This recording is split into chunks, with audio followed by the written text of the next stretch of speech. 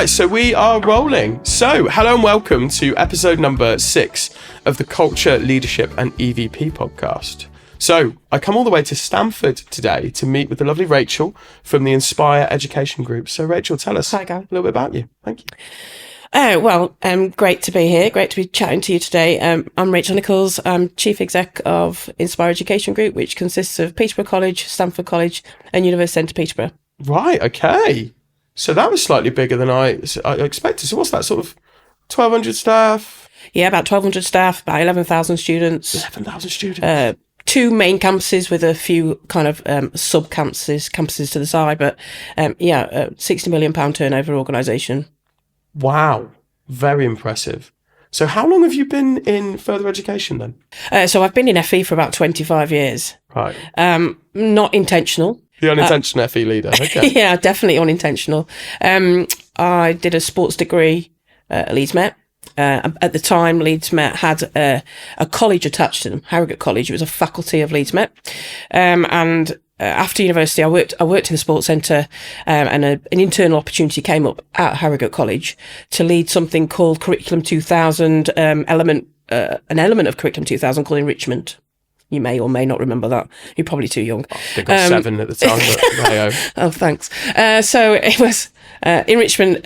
Part of Curriculum 2000 was key skills enrichment tutorials. My first job in FE 25 years ago was leading the enrichment programme at Harrogate College, which was basically everything that students did outside of their main programme. And that's kind of what my first job, college activities coordinator, was my title. How did you get that job? So was that a friend of a friend? Did you apply to an advert? Yeah, it was internal opportunity. Right. While I was at Leeds Met, applied for it, went for an interview, got the job, and did that for kind of a couple of years. And from that, because they knew I had a sports degree, opportunity came up teaching sport within the college. As often happens, somebody says to you, "Are you interested in teaching?" I was maybe, 24, something like that. What's teaching? Yeah, I'll give it a go. When thinking, 6 months time. Tomorrow, is that okay? This is the module, this is the spec, crack on, away you go. Straight in the classroom. Baptism of fire, really. But absolutely loved it. Loved working with students, loved supporting them, loved seeing them develop over time. Really enjoyed teaching, and kind of from there, my career kind of unintentionally, I think at times, progressed from teaching, advanced practitioner role, head of department, portfolio manager, worked at Stockton Riverside College in the northeast. I know it well. Worked at Hull College. I know it well. Back to Harrogate College. Became assistant principal at Rotherham College, and led the 14 to 19 curriculum offer. Then came down to Stamford in 2015 prior to the merger and the formation of Inspire Education Group. Stamford was standalone college, and I came here as deputy principal. Mm-hmm. In 2015, 2020 merger, creation of Inspire Education Group, and became chief exec July 22. What a time for a merger!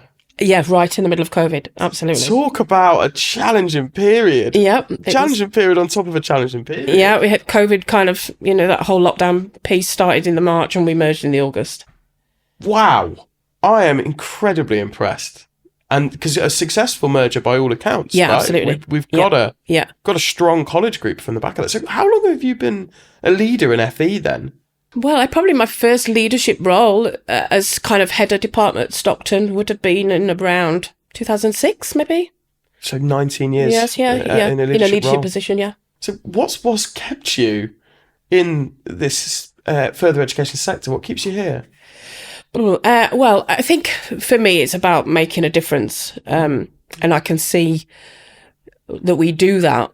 And have the ability to do that. And that comes with that's a privilege. It's a pressure to continually trying to make a difference for the communities that you serve. I went to a college. I went to Halesowen College, brilliant college in the West Midlands. I didn't stay on at school. I didn't enjoy school. I didn't find school easy, primarily because I was, I think, really struggling to come to terms with my sexuality. Yeah. And I found school really difficult because of that. I didn't feel myself. I didn't feel comfortable. I didn't feel safe. I didn't feel I didn't feel me, I suppose. And it wasn't until I got to college that I started to feel, that saying, comfortable in your own skin. It really was for me, a really important part of my journey was going to college, going to Halzone College, feeling comfortable, feeling more at ease, and then being able to kind of enjoy my learning and develop my confidence and a bit of belief in myself, and then progressed onto university at that point. Because that's the value of colleges, right? I meet with a lot of college leaders, and what we often talk about is that a college is a community. Mm-hmm. School has a kind of task, a job to do, and yes, you'll make friendship groups, but as for their kind of engagement in employers and bringing people to the fore, to the local community, it's quite limited. But college has the job of being both your pastoral guide, your career guide, both giving you the key skills, the life skills, and then the technical skills. And that brings it all in. And that's interesting. That's the place you felt safe, and that's the reason you stayed with it. Yeah, totally. And I know for me, what I want to try to do every single day and what I strive to do is make sure that other students have that same opportunity, that same sense of feeling safe, that same sense of feeling supported, whatever the issue they might be dealing with, whatever kind of perhaps challenge they've got that they need to overcome. Our job is to create the right environment, because before you can kind of get into the learning, you've got to create the right environment for people to flourish and thrive, whether that's a student or a staff member. You can only get the best out of people if they feel safe in their environment. Absolutely. Is my view. Well, your view is the one that's valid and very relevant, I think. I think we need to touch back on that and how we create that environment, because we're going to talk a lot about culture in this conversation. I think I can see the passion and the energy coming through. So FE's that kind of career that some people fall into. Some people are thrust in a classroom on their first day. Yeah. But what's your bit of advice for someone that wants to get into further education? Well, first of all, I'd say there's loads of opportunities. We are a sector that is always looking for talented people. For me, it's about finding people with the right attitude and the passion. You talked about passion just a little minute ago, and I think for me that's so vital. We can help people develop as teachers, for example, or to be a great support worker. But what is for me fundamental is that people passionately believe in what we're trying to do and they want to support students. So I would say, going back to your question, what advice would I give? I would say grasp every opportunity that comes your way. I talk about the fact that I was kind of reluctantly progressed in my career. But I think one thing that I did do was to say yes to opportunities. And so I would encourage people, even if it means you're out of your comfort zone, do it. I always say, try to be comfortable being uncomfortable. This for me is a bit uncomfortable, but you do it because it's important to challenge yourself. And so my advice would be take the opportunities that present. Always, say yes to them. Seek out those opportunities. I would say develop relationships. I think that's super important in terms of career development, particularly if you're in FE already. Think about the fact that, to progress, you might have to move. Lots of people stay in colleges or the college that they work at for a very long time because they're connected to the place. So if you've got ambitions to be a senior leader, I think you need to develop that network, but also be prepared to move as well. Yeah, and that I find that a bit sad. I find one of the things I've been doing battle with at the moment is trying to get some of our clients to recognise that actually if you had a progression map, because pretty much every leader I've spoken to hasn't just been propelled into FE. They've started as a farmhand, they've started as a technician, they've started as a teacher, started as an educator, and then they've progressed. Now, yes, some of those are different colleges, different places. I think you yourself have been to 8. But what if we had a home where you could join a college and on the day you had a map on how you get to principal? Maybe not a timeline, that's a bit too far, but you had a map. Well, people at this level would have this level of qualification, this level of experience, this level of control. Have it all the way through. Now, I totally agree with your point that actually getting different cultures, different experiences and different delivery methods and styles is really useful progression. But I'd love to see an organisation take progression so seriously that it had it from start to finish, because it's possible.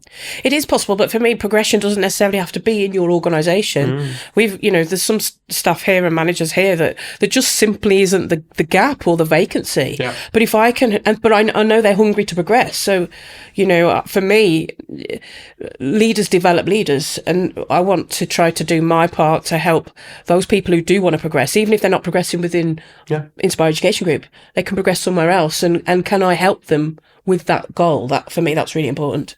Totally agree. And I take the point. I'd like to see both sides. I'd like to see better progression within FE labelled out and set out. And I'd like to see more leaders encouraging people to leave and be comfortable that person would return and offer the value from the experience they've gained going elsewhere. And what's the biggest misconception then? Because there's a lot of people that work in FE. What do you think people think before they hit apply? Why do they stop and not come into the world of FE? What are they worried about?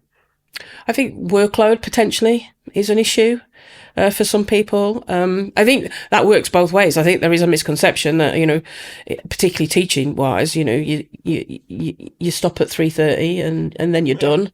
I wish. And my parents pretty much had that misconception. Both myself and my brother are in education, and they would probably say differently now, and they didn't realise that at the time. So I think there is a bit of misconception there around education and teaching in particular, that I think we need to work hard at as a sector. I think there's also that aspect that some people then get into teaching or get into FE, and then they realise that actually it's a lot perhaps harder, more difficult, more challenging. The preparation, the marking, the delivery, all the extra stuff around the edges that you have to do, pastoral side of things, the engagement with parents, engagement at open evenings, marketing skills that you've got to have. Yeah. It's all encompassing, isn't it? And so I think we as organisations, and we try to do it at IEG, is to really work hard on that kind of workload, work-life balance, supporting our staff as well as we can in a difficult area. Yeah, because I hear this quite a lot. I work with clients developing succession planning. Mm-hmm. So at the minute we're in the midst of doing something quite confidential, and I'm not going to talk about it here, but we're looking at the way to bring people into the sector, right, and the methods. Because what we see is quite a high early burnout rate. If someone survives a year, that's them. They're happy with FE. Yeah. They get to the 6-month mark, they're out. They won't come back for 10 years, right? They'll have a bad experience. They won't come back in. So there's quite a lot of work to be done to prepare people for FE life with no money. Totally. And that's the problem, is if you had all the money in the world, you'd throw the kitchen sink at it. And I know colleges would, but you've got to onboard people, and then you've got to split that time between 10 other lecturers that have been onboarded. Totally. I totally agree with you.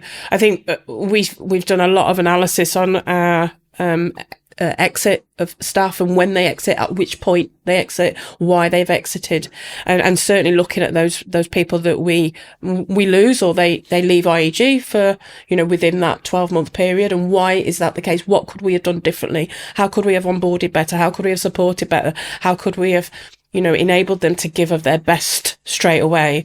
And so for us, there's a really big piece of work to do there. I'm going to throw you a tip here. Go on. Try stay interviews as opposed to exit. So exits have their own set of biases. They are too far gone. That person has chosen to leave. Yeah. It's not the time to kind of take the feedback to...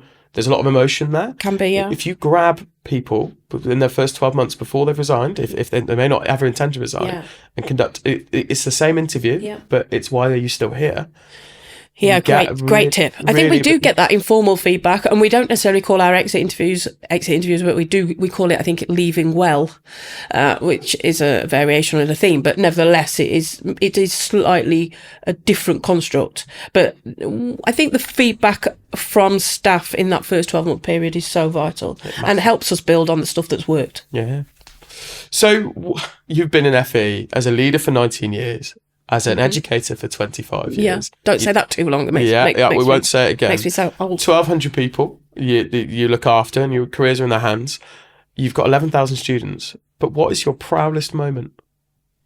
So many, I think. I mean, really proud and delighted, the merger of IEG and the creation of the group that, at a time during COVID, you've already alluded, was pretty tricky. And the fact that, within a really short period of time, I think we've got an organisation that is really positive, collaborative. Students get a consistent experience across the group. And when we went through our Ofsted inspection in March 23, 2.5 years after merger, to achieve that good overall with some outstanding grades was really, really positive for the organisation, and particularly in Peterborough that had a tough time in the past, and really put us on the map as an organisation, and so not and I'm not proud of that just because of Ofsted. I'm proud of that because I wanted staff and students who come here and who work here, who study here, to feel proud of what they've achieved. And so that was a really, really positive moment, I think, for us as an organisation. And then I guess proud of the little things, the bits where you think you can make a difference. A strange, perhaps a little story, but we do, as many colleges do, long service awards. Yeah. And I do them periodically every month, and whoever has met each milestone, we do a little bit of a chat, a thank you. They get a certificate, a letter, a bit of voucher, a bit of a time to just appreciate them and feel that they value their contribution. And a few months ago, a member of staff came to one of the long service awards, and when I'd given him his certificate and given him his letter and his voucher, he then said, "I've got something for you." And I said, "Oh, that's very kind. I don't normally get things in return, but that's amazing." And he was a very long story short, but he's a lifelong Ipswich fan. Yep. And he knew that I am a hugely passionate Wolverhampton Wanderers fan, best football team in the world. Let's not talk too much about how we're doing right now. And he gave me a programme, Ipswich Town versus Wolverhampton Wanderers from 1977, the year I was born. Yeah. Because he's kept every single programme. Oh my God. And he wanted me to have that one. Oh my God. And for me, that was like a really touching moment, because he said, "I just wanted you to have this because, you make a difference in the organisation, and I'm really thankful for that." And it was one of the nicest and best things. And I'm not kind of shouting about that to say, look how brilliant I am, but I am saying sometimes it's the little things that really make a difference. Every interaction that you have with an individual in a day has the potential to be so positive. Every day. Every single day. And sometimes we don't realise that. Sometimes we don't understand that. We think it has to be this grand gesture or this big moment. But actually, sometimes those little things are what make a huge difference. My dad, actually, is for his sins, I don't want to hear any more about it, a Man United fan. Okay, oh, never mind. And yeah, I'm really sorry for that. He's kept every programme from every game he's ever been to and every game he hasn't been to. And for him to hand a programme to someone, because he's the sort of guy, right, that's one in his collection. He doesn't have two of that, that's one. Yeah. That would have meant something so powerful to my dad. I'm not saying it was my father that handed you the Ipswich programme, but I can only imagine someone that's got the passion to collect that many programmes and pull the one out that means that much. That was a huge gesture. So it may be small, but it's very mighty. Massively. And it was understated, and it was just between me and that individual. No cameras. And no cameras, nothing of that nature. It was just something that clearly meant so much to him, and it meant so much to me. I felt quite emotional about it, actually, at the time, and I didn't think about sharing that story. It just popped into my head when we were talking. But something that I'm not saying I'm proud of that, but just the thought that somebody would take the time to do something like that. I think you should be proud of that, by the way. Before you say you're not proud of that, I think. Proud may be the wrong word. I don't know. It's pride. To have that level of impact upon someone's career in life is a special thing, and I think you should be proud of that for sure. But I think that's very, very powerful. Rachel, thank you so much for the last section. We now go into the section that's a little bit about the college, and it's about the culture and the values. So, can you describe to me, in your own words, Inspire Education Group's values? I know it's on the board behind us, so it is on the board behind us. You're right. I think all organisations will have a vision, a mission, your value statements, and they are really, really important to us, absolutely.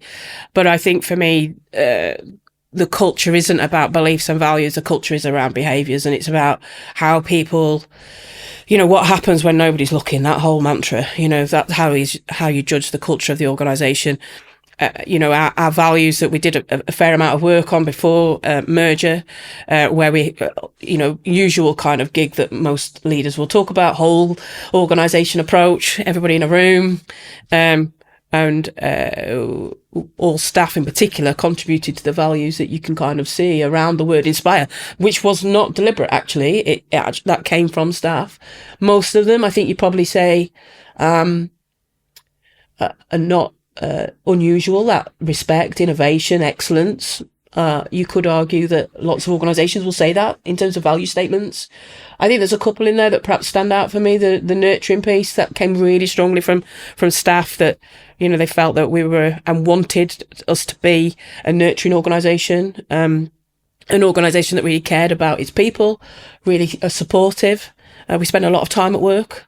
Sometimes we spend more time at work than we do at home. Yeah, and therefore you've got to enjoy it, but you've also got to be supported. Yeah. Particularly, we don't leave. We all go through tough times, don't we? At times in our life, and we don't leave them at the front door. No. And so for me, it's really important that staff feel that when they come to work, even if they are having those difficult and challenging times, that there is support here for them. So the nurturing piece for me is really important. And then the P for passionate. I think one of the best things in our inspection report, one of the best kind of lines and quotes that I use, the inspecting team said, all staff across the whole organisation are passionate about the well-being and welfare of our students, which for me is a real fantastic accolade that all our people and the inspectors saw, and people who come into this organisation will see that they can feel and sense that passion, that caring, that sense of commitment, that sense of shared purpose. So I think the values around Inspire are super important for us. I think we did that prior to merger. Since merger and over the last 12 months, we've revisited that and we've developed our new strategy to 2030, changed our vision and mission slightly.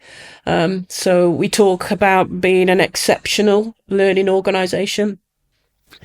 And when I describe that to kind of staff around how we landed on that, what do we mean by exceptional learning organisation? Kind of talked a little bit of a sporting analogy. I talked about football with stuff. I'm going to talk a bit about rugby with you. We talked about, we want to be absolutely brilliant at everything that we do. If you think about the Red Roses England rugby team, prior to the World Cup final, they'd won about 16 games on the trot. After the World Cup final, they've won 17 games on the trot. They lost the World Cup final. Therefore, you could argue they're not exceptional yet. They're absolutely brilliant. No, they are brilliant. But they're not quite exceptional. And what I talk about to staff in particular is that our goal is to be exceptional, absolutely brilliant at everything that we do, because it matters. It matters. Our students need us to be, our communities need us to be. So I think on the back of that, we then kind of developed a phrase around be bold, be brave, be exceptional. And for us, that's the behaviours that we want to exhibit, that we are brave, that we're bold, we're not afraid to make big decisions. We are courageous in how we conduct ourselves. We are ambitious for our students, and we're driven by the goal to be exceptional. So, 2 questions. Okay. What does exceptional look like to the Inspire Education Group? So what is the meaning? When will you know that you're exceptional? Well, that's a really good question. I think you could almost argue, will you ever get there? Will you ever get to a point where there isn't something that could be better? Maybe not, but that's the goal, that, every single thing that we do, every program we deliver, every course that we offer, every group of students that we try to engage with, whether that's through University Centre Peterborough, our HE students, whether it's people who are long-term unemployed and have got serious challenges that we're trying to help them get, a foot on the job market, on the job ladder, and everything in between, students with complex needs, our A-level students, our T-level students, our technical students, our apprentices, every single facet, every single part of what we do has to be brilliant. That's the goal.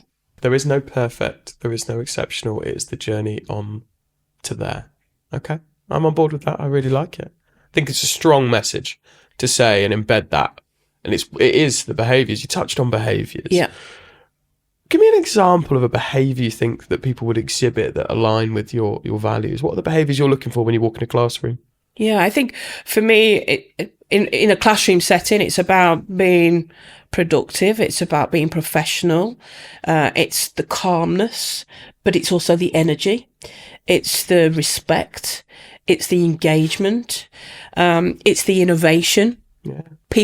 I want my teachers and the staff who work here to feel as if they can take a risk.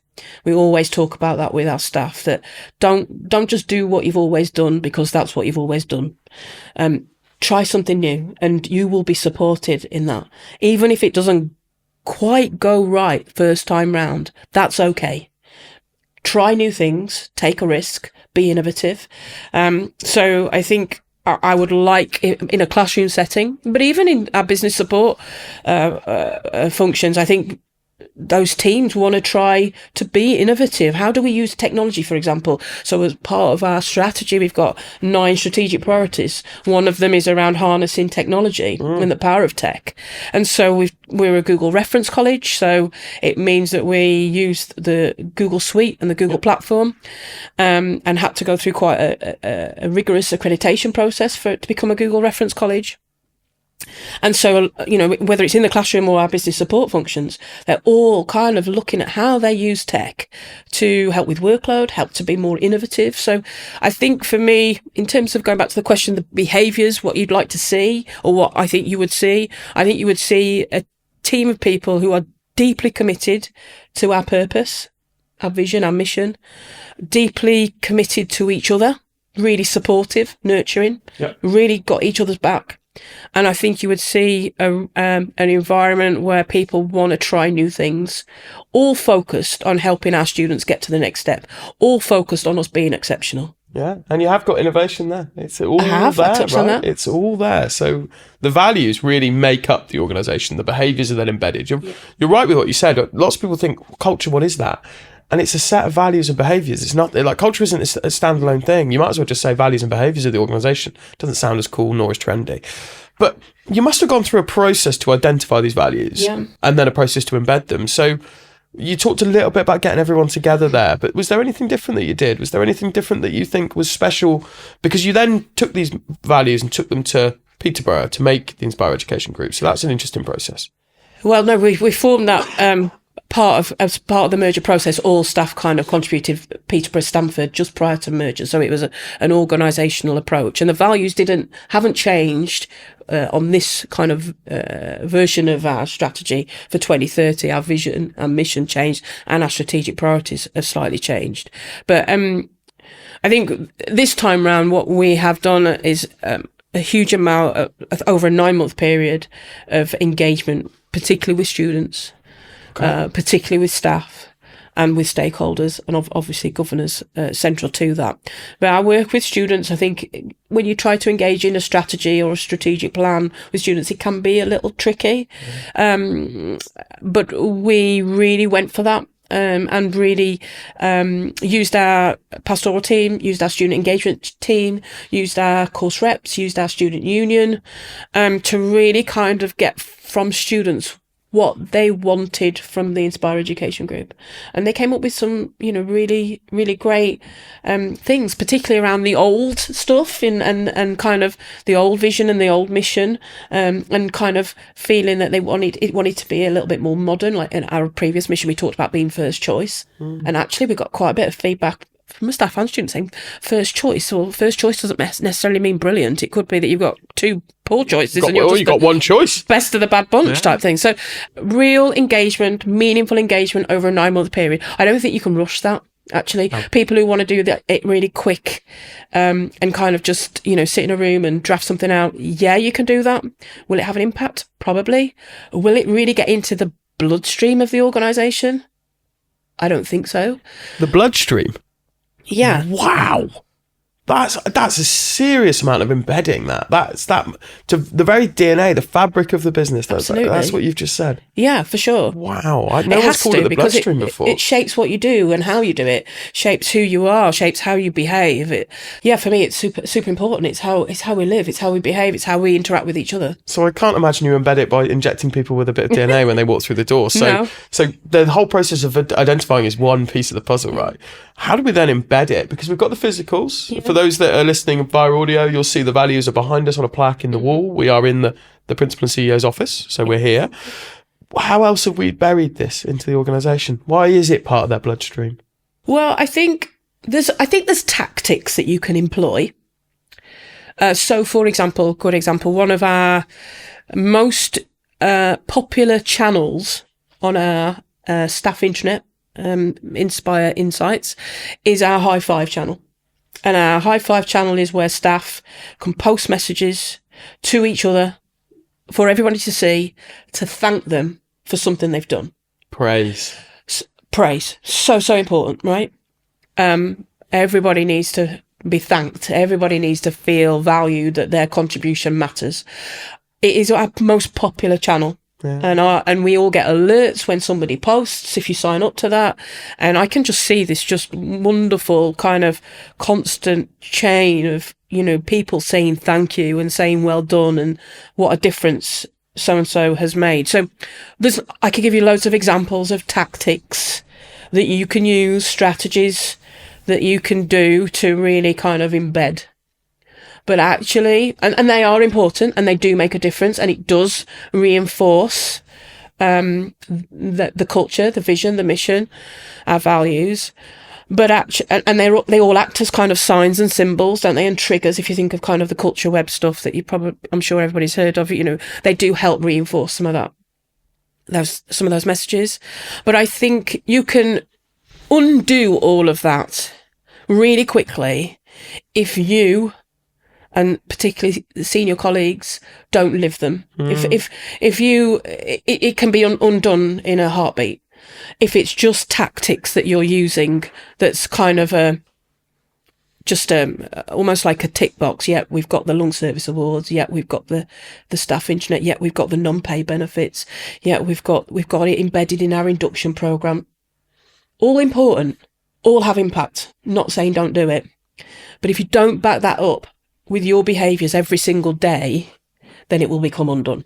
And that is the big difference between what you did, the example you gave of someone sitting at a desk writing out the values, sending it around. They are called values. Yeah. Technical, yes, they are values. They're values-based approach. What we're talking about and what you've done through your engagement piece is created lived values.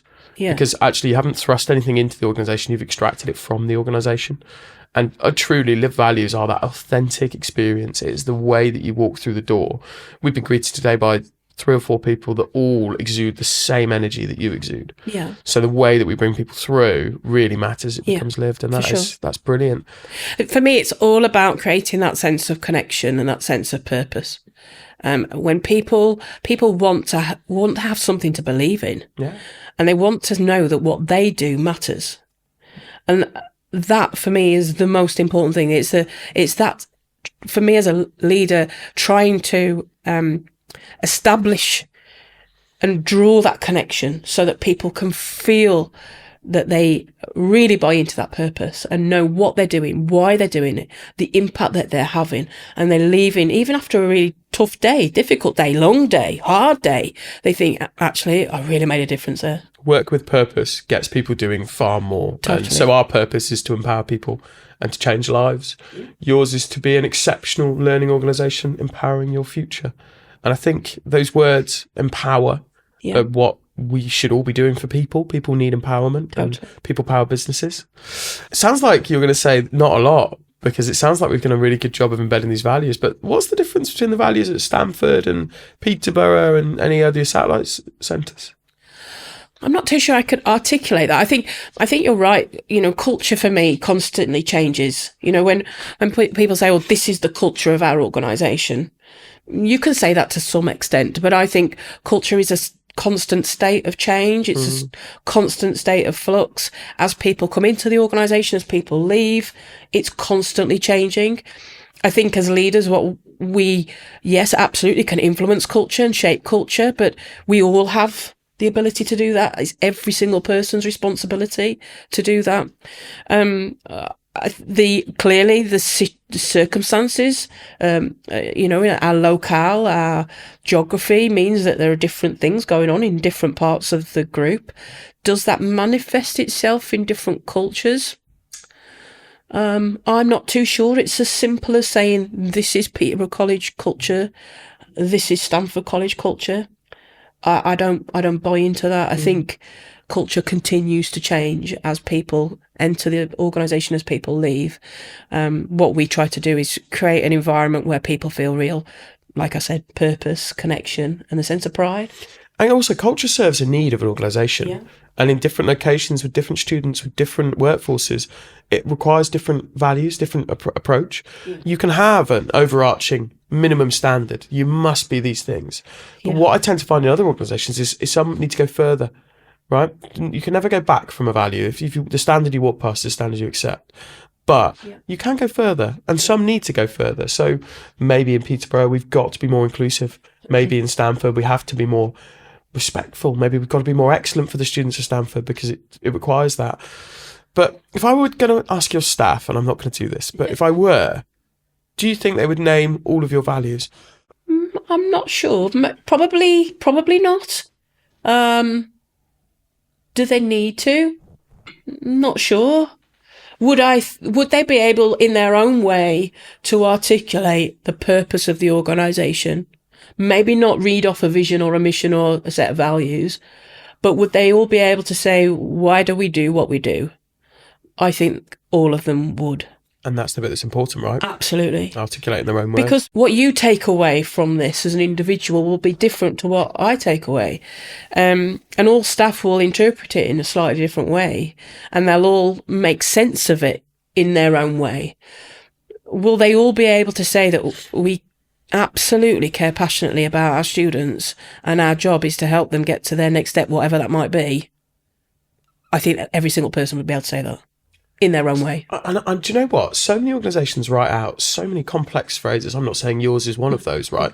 But actually, yours says that and theirs says that. So what does it matter? And the in-between. We went for something that was unequivocal and really short and simple so they could remember it. But it means something to everything else. Empowerment means something. Changing lives means something different. As long as they get the fabric, as long as they understand this is who we are, this is what we do. It doesn't matter if they recite it, in my opinion. I think many people will probably share that. Yeah, I mean, I worked for an organisation who some time ago had a set of values that everybody knew because they were really easy to remember. Was it embedded in the organisation and lived and breathed? No. Could people go beyond those 4 magic words that spell out a name? No, not in all cases.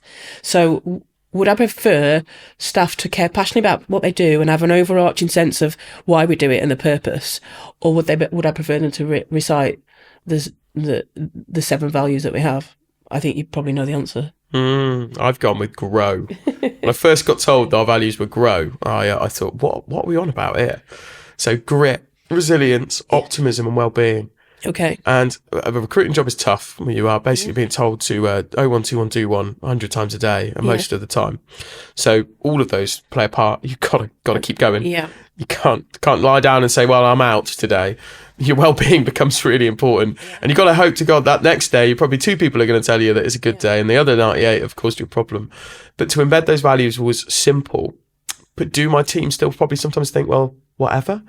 Because they're so short, because they're snappy, because it's so manicured, actually it's less embedded because of that. And that's something that's just kind of dawned on me. Totally. You talked a lot about students here. Yeah. And this is one of the first in my conversations where students are featured as part of the values. So how have you got the students to engage with values? Because I'm sure at 16 I had no idea what an organisational culture was. Yeah. Workplace culture, values, I couldn't have cared less. So how are we getting the young people that we've got here through and everyone else? Yeah, I mean, we ran a series of workshops with students as part of their tutorial. We talked about Inspire Education Group as an organisation. I think the team also talked about perhaps what they'd experienced at school if they were, a younger student. For our adult students, we talked obviously in a different context, but tried to kind of get them to think about organisations and what organisations are here for and what colleges are here for specifically. And through that kind of focus group work and particularly engagement with our student union, they kind of really contributed to shaping the strategy.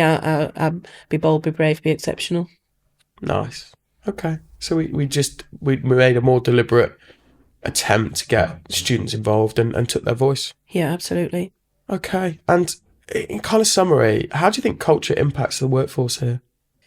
Well, I think if you talk to staff, I think I hope they would say that they have that sense of purpose. They have that sense of deep commitment to each other, commitment to our students, a commitment to what we're trying to achieve. And I think staff care passionately about what they do.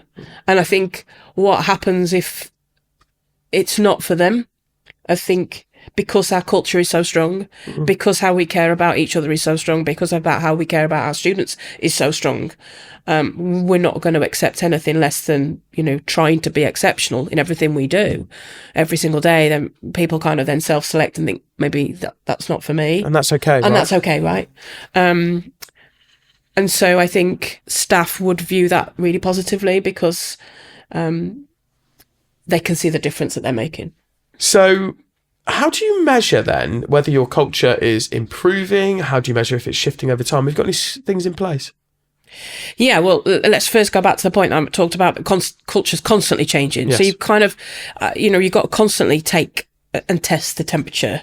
Yes, you can do your staff surveys. Yes, we've got employee communications group, staff rep groups that I meet every 6 weeks to kind of, get information direct to me from staff.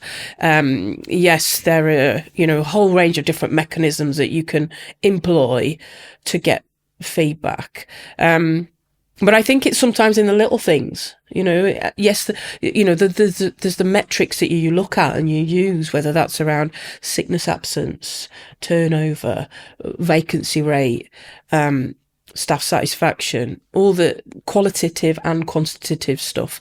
But actually, the best thing to do for me is as much as you can, and I wish I could do more, but get out, walk around, talk to people, have conversations with all sorts of different people across the organisation at all different levels, in all different job roles.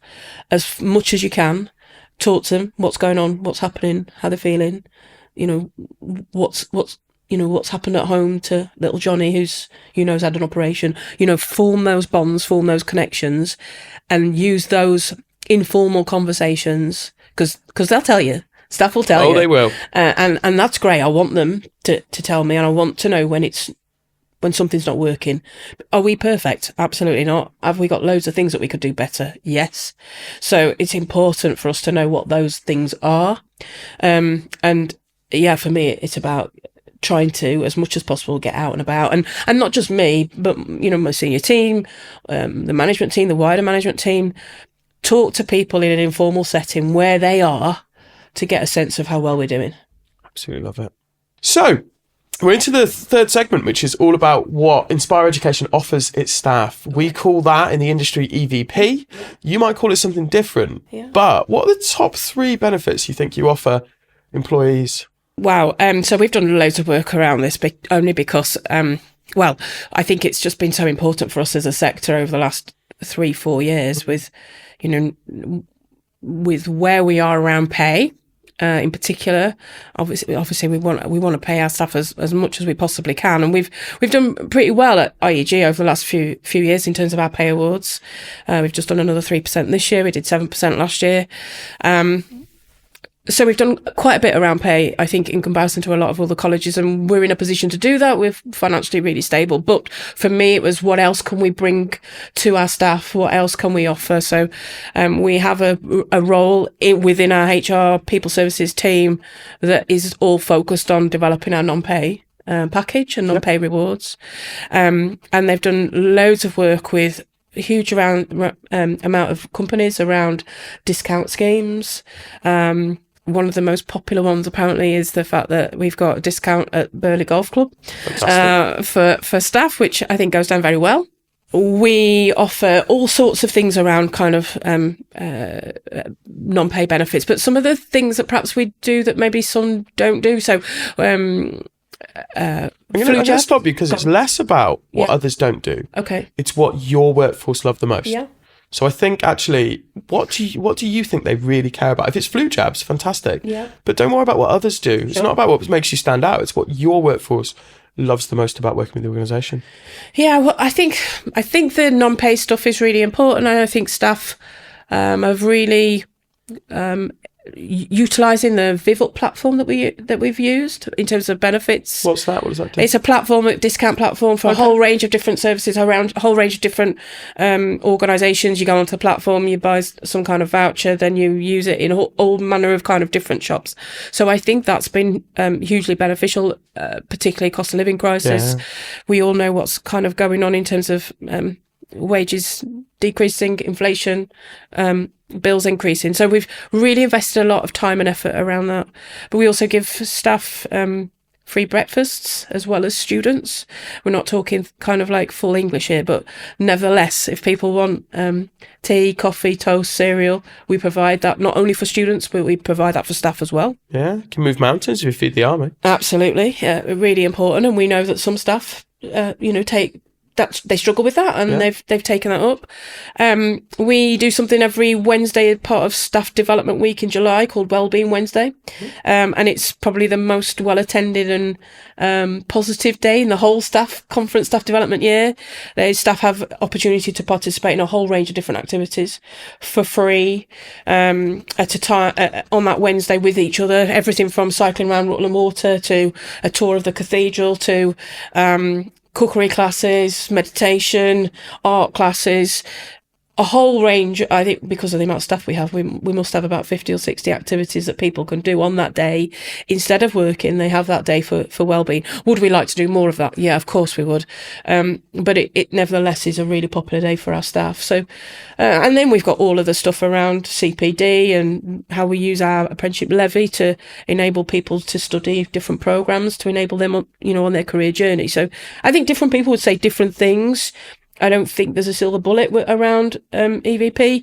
I think it's about having a whole range of different options that different people will find valuable to them. In the same way you meet the student where they are, you meet the employer where they are. Totally. You have to be able to say, well, we offer all of this, but what does that really mean for you? Yeah. And what can we make it mean for you? But I really love the fact we've got the well-being piece. Yep. We've got the cost of living piece. It's like, we pay you, but we can also save you money here. Totally. And finally, that progression, that internal mastery, we've got something to meet each person where they are. Yeah. You articulated that far better than me, and I think you're absolutely right. Progression, CPD, well-being, welfare, non-pay rewards, and the difference for different people is vital. So I had a member of staff who said to me the other day that she'd actually just used we've got a will writing service, free will writing service. Now, some of our younger staff, clearly, that is not something that is going to be of interest to them. Yeah. But for this person, they saved a 300 quid. Yeah, I think I paid 800 quid to have my will written. Yeah, and so for her, it was something that she found was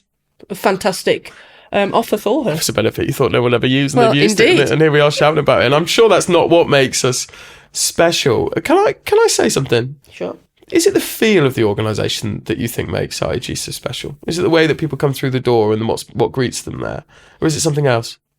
Yeah, I think it is the feel. I think it's that sense again of being really purposeful with what we do, and that we look after each other. And people, when they come into this organisation, everybody always says they just feel so welcome. They feel so, they feel that it's a special place. Because I've never met you before, right? So I walked in here, and the reason that I've asked that question rather than let you answer it is because I have to communicate that I feel that. Okay. We've been recording this for an hour, and that was the first time I met you. When I walked through the doors, I was like, "Hi, Rachel, great to meet you."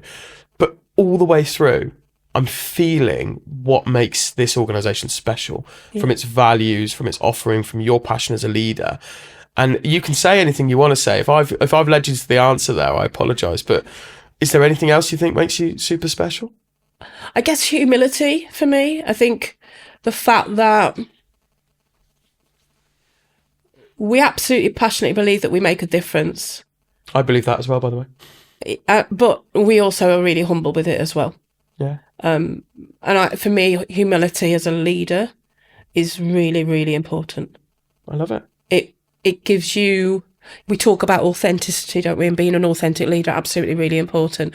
We talk about developing relationships as a skill of a leader. I think it's some of the most important work that we do.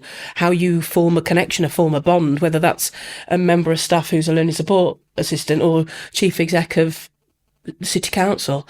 Everyone, your job is to form a bond, form a connection. For me, humility is a really important part of what we do and how we do it. And that thing that you're proud of, that feeling, is that the reason you think people come here? Yeah, I think so. I think people. It's really interesting. We've got a number of people who leave the organisation for different reasons, and often, positive career progression, or moving sideways move, or want to do something new, fresh, different, and then come back. The boomerang employee, the perfect employee. You want them to leave and come back. Absolutely. And for me, that says so much about the fact that, A, they feel able to do that. We always want people to leave well. We talked about that earlier.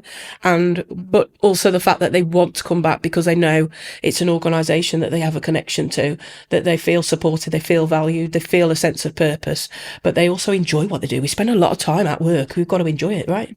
And is that why people stay then? Do people stay because they enjoy it? Yeah, I think so. We work hard, absolutely, but it's got to be enjoyable and it's got to be fun. Is there anything you think you do differently that embeds that enjoyment, that praise back into the organisation? I'm not too sure we do differently to others. I think what we do. We do it in a really genuine way. It's going back to that idea of tactics that you can employ, or boxes that you can tick. You get found out pretty quickly if that's what it's about. If you box tick in this job, you will get found out the moment you tick the box. Yeah, totally. You have to live this stuff. You have to care deeply. If people think for a second you're inauthentic, it's a house of cards. Something I love about culture is it does have to come from a place of love, kindness, and really from the heart. You can't build these values. You can't build organisations like this without really, truly, and I got told off for this, but I'm going to say it, without giving a shit. Yeah. Right? And it comes through and it shines through in places that really put it out there. Yeah. If you could change one thing about what you offer employees, what would it be? I mean, I wish we could pay people more. Maybe more around workload. I think that for, in FE, education as a sector, workload is an issue, and I'm really aware of that. And we try to use technology in a way that reduces workload, and we're doing more of that all the time. But I wish we could do more. I wish, when you work in a large organisation, making change to systems, for example, can take time. It can be challenging. And I can't bear red tape. I can't bear, you've got to do this because that's what you've got to do. I can't bear it. So I kind of want to rip up that rule book sometimes. But, there's other people in the organisation, quite rightly, who say, well, no, we've got to follow that rule, that piece of legislation. We've got to do this, that or the other. But I wish we could be a bit more spontaneous around some of those things, a bit more agile. And I wish we could reduce workload.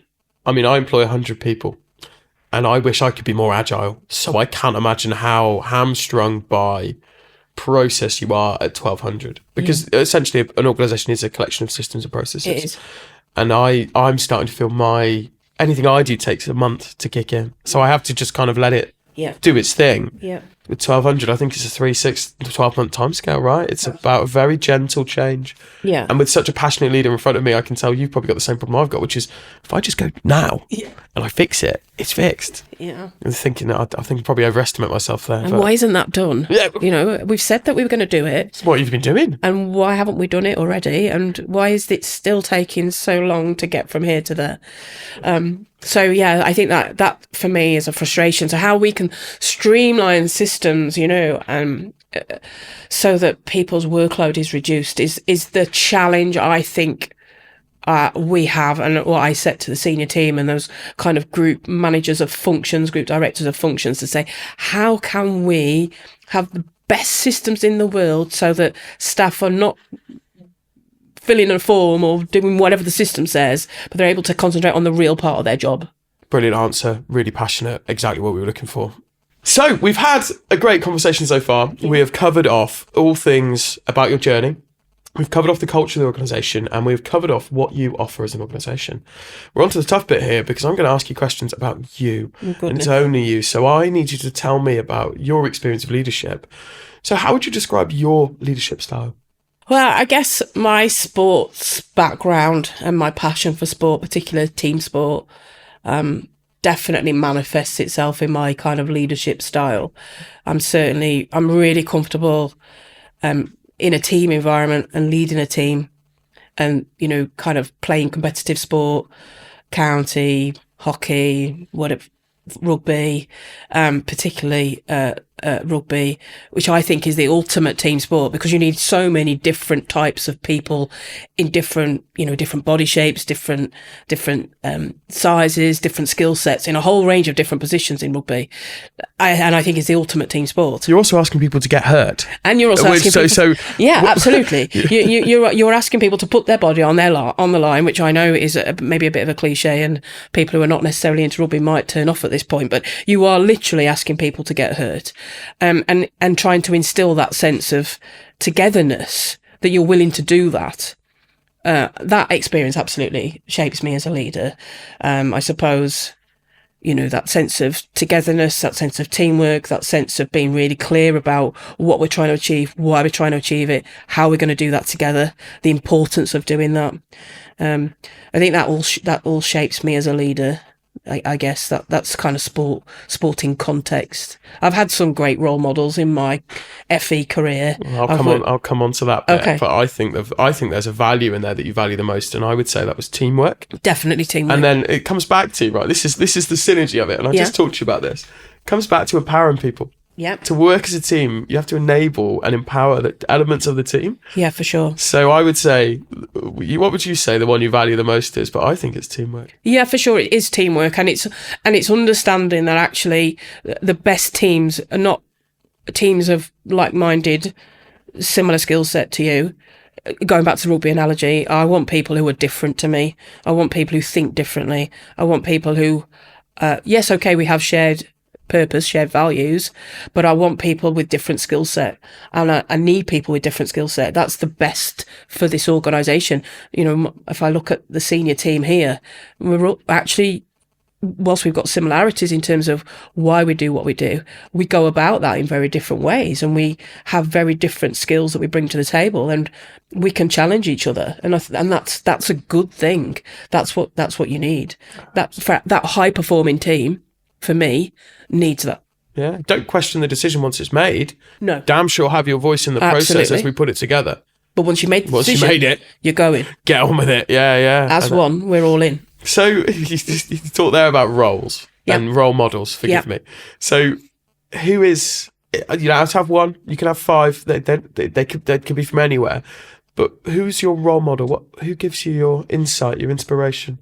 Well, I suppose if we talk about kind of other principals that I've worked with, I'll talk about that first. You know, one of the first principals, who was deputy principal at the time, who gave me my first role in FE as a kind of manager, leader, head of department, was Karen Redhead, who's now at West London. Yes. She was deputy principal at Stockton Riverside College. Yeah. And I got so much from working with Karen, in that, you know, her level of attention to detail and her analytical skills was absolutely phenomenal. What she didn't know about data, you know, is you could write it on a piece of paper, a post-it note. And then I worked with Jill Alton at Rotherham College. A phenomenal leader. I was assistant principal then, so I had more interaction because I was in a senior leadership role than I did when I was at Stockton working with Karen. But so I saw kind of perhaps had a different relationship with Jill, and Jill's ability to really assimilate a lot of information really quickly, cut the crap, I suppose, and get to the nub of the issue and then make a decision was unbelievable. I really took that away from her. One of the best things I think she ever said to me once was something like, Rachel, you've got to remember that when you're in a senior leadership position, what you say is magnified massively. It's like it being written in the sky. So you have to, really take that responsibility seriously. He's never left me that. And then latterly, I suppose, working with Janet when she was principal here, Janet Minahan, now principal chief exec at Nottingham. I was her deputy, and we just have such a fantastic time together and a fantastic relationship. Janet's unrelenting pursuit of what she thinks is needed is unparalleled. Her positivity and her determination to get things done and seeing positivity in everything is just phenomenal. And I learned so much from all three of them, I think. And I think the thing that I take away from all of them, which I think I also try to exhibit, and I think I do a decent job, is how do you make a connection? How do you get a connection with people? Because they all managed to make connection in their own way, but connecting to people.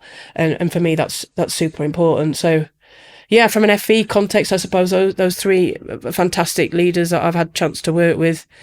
And then you have, obviously, your family, and, my mum is an amazing woman. She's still working. She's like middle 70s. She retired and then went back to work in the NHS. My grandma did this and got paid more money to retire, but she says she does it all for the love. But she retired 4 times and they kept putting her rate up. I finally said to her, she's 85. I said, right, Gran, no more students, no more social workers, no more teaching.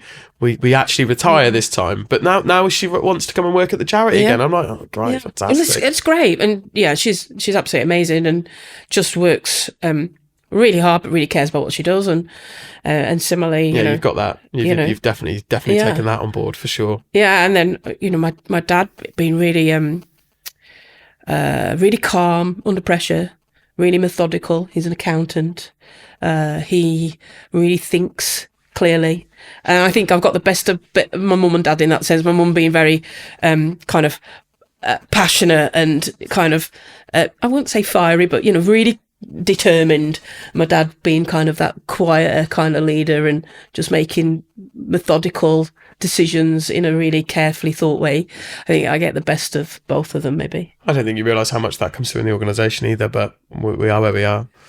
So really interesting role models there. I don't think anyone's ever mentioned their parents before. Okay. But deeply in me, my mum was a social worker. My grandmother is still a social worker. My dad fitted hammers for the NHS. Everything about doing good for others and having a purpose-led organisation, massive. Well, those role models are so key. And 3 very inspirational leaders there. Yeah. I've met with one of them. Okay. But I've heard of all of them, which says more about it, right? You remember the people you meet. But yeah, I'd echo that as well. Your parents have got a lot to teach you in life, and they are a lot of what we become. Hugely.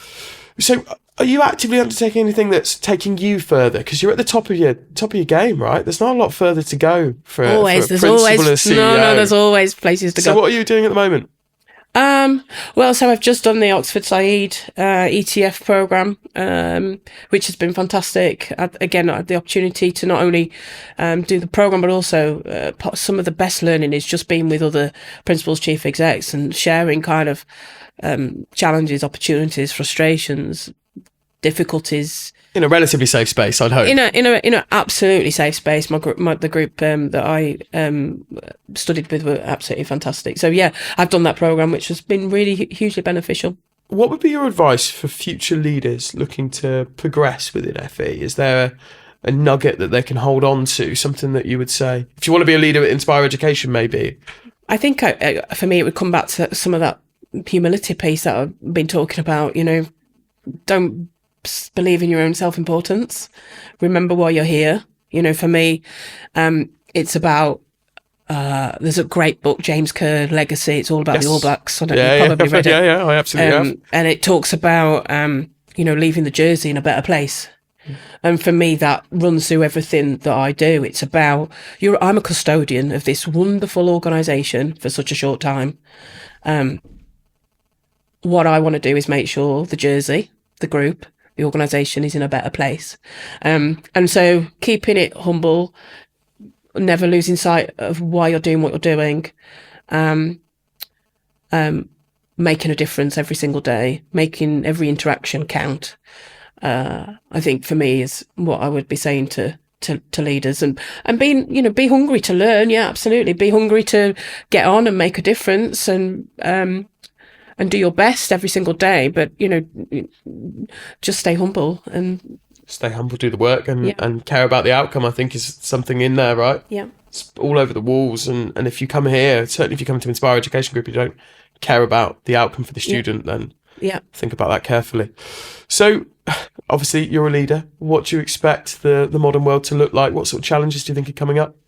Well, it is tough, isn't it? At the minute, we can see what's going on, Or not, actually. It's a bit unjoined. Yeah. Can't really quite see the wood for the trees for me. True, there is that. It's maybe a sense of unknown, isn't it? Particularly from an FE context, I've never known a time where there's been so many things that we have not known about, particularly around funding and different funding streams. So that's a real challenge. There's a real challenge for us in terms of managing growth. We can see the demographic increase over the next 4 or 5 years. And to manage that growth is really challenging, both physically in terms of creating the space, employing the staff that we need, but also the funding needed to deliver that growth.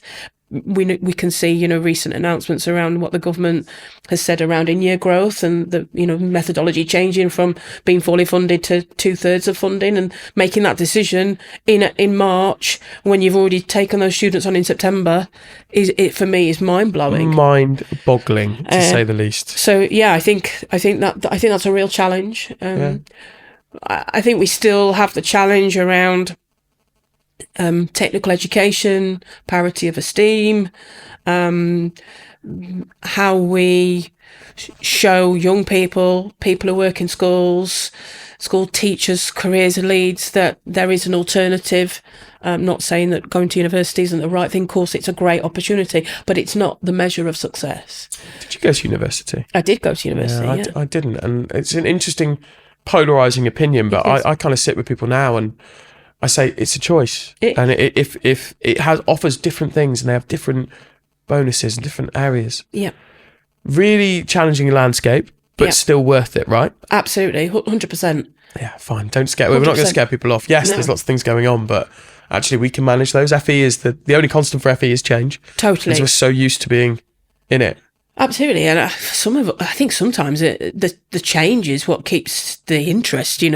Some of it, sometimes it's that constant state of change that you're absolutely right. It is the sector, is the bit that makes it really interesting, really fun in some perverse way. Addicted to it, right? I'm totally on board with that. And do you know what? Speaking of change, we've got some change coming. So how's AI going to impact further education? Or again? Yeah, I talked a little bit about that before, but certainly we're seeing. We're not going to put AI back into the box, are we? It's not going to go. It's there. So for me, it's about how do we utilise it in a safe way.